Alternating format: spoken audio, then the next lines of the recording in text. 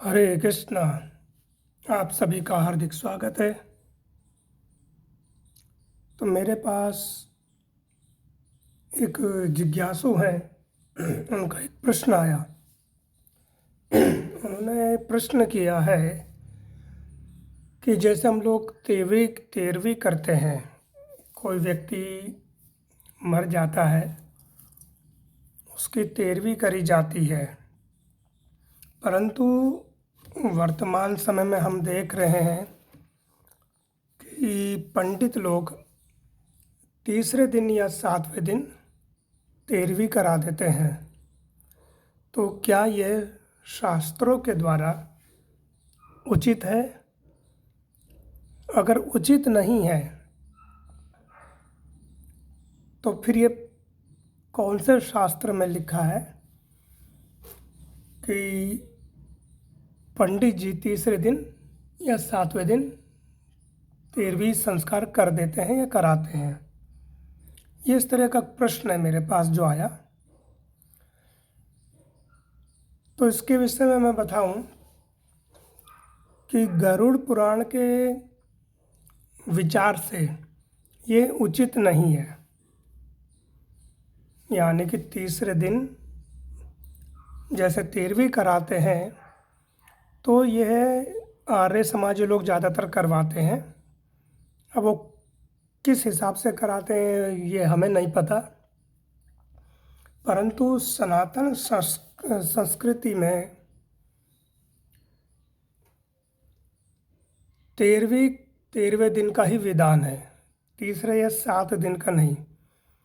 कहीं कहीं पढ़ने में ऐसा आता है कि कोई बहुत ज़्यादा अगर परिस्थितियाँ कुछ ऐसी हो तो आप कर सकते हैं, लेकिन वह भी उचित नहीं है। यानी कि कुछ ऐसी समस्या या कोई परिस्थिति ऐसी उत्पन्न हो गई है कि हमें शीघ्र अतिशीघ्र तेरहवीं करनी है, तो तीसरे दिन कर सकते हैं या सातवें दिन, कहीं कहीं पढ़ने पर आता है। परंतु गरुड़ पुराण के विचार से ये ऐसा नहीं। गरुड़ पुराण में जो वर्णन है उसके विषय में मैं आप लोगों को बताऊंगा। गरुड़ पुराण भगवान विष्णु और गरुड़ जी के बीच में वार्तालाप चल रही है, लेकिन प्राय क्या देखा गया है, इसमें ब्राह्मणों की भी गलती नहीं है और जो यजमान है, तो ताली कभी एक हाथ से नहीं बजती है। आजकल प्राय ये हो गया कि आधुनिक समाज की भागदौड़ में हम लोग अपने संस्कृति, अपने जो हमारी प्रथाएं हैं, उनको छोड़ते जा रहे हैं, त्यागते जा रहे हैं। लोग चाहते नहीं कि 13 दिन तक शोक मने। और हमने तो कई स्थानों में ऐसा भी देखा है कि घर में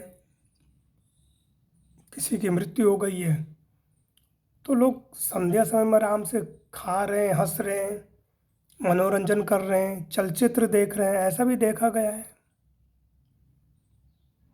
और ऐसा भी हमने देखा, अगर हम बताएं 80-90 के दशक में हमने देखा कि हमारे परिचित हैं, उनके घर में मृत्यु हो गई थी किसी की, तो 13 दिन तक घर में किसी भी तरह का ना अखबार आया,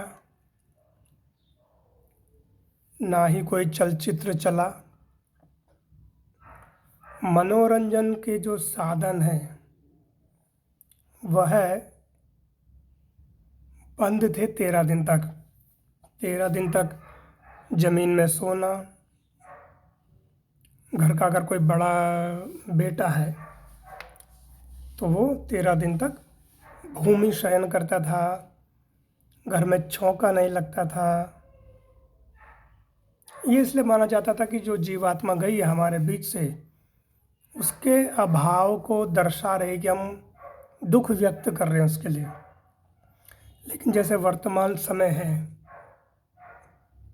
2024 इतना बदल गया है समय या समाज कि वो ज़्यादा समय तक इन प्रथाओं को नहीं चलाना चाहता है। वह सोचता है कि हम पढ़े लिखे हैं, परंतु ये देखा जाए कि जो व्यक्ति, चाहे वो हमारा कोई भी था, स्वजन था, उसने हमारे लिए कुछ किया है तो उसके प्रति हम आभार व्यक्त करते हैं, एक शोक प्रकट करके। तो गरुड़ पुराण में कुछ वर्णन है, यानी कि 13 दिन का ही विधान क्यों है गरुड़ पुराण में। तो ऐसा गरुड़ पुराण में वर्णन है कि जिस समय जीवात्मा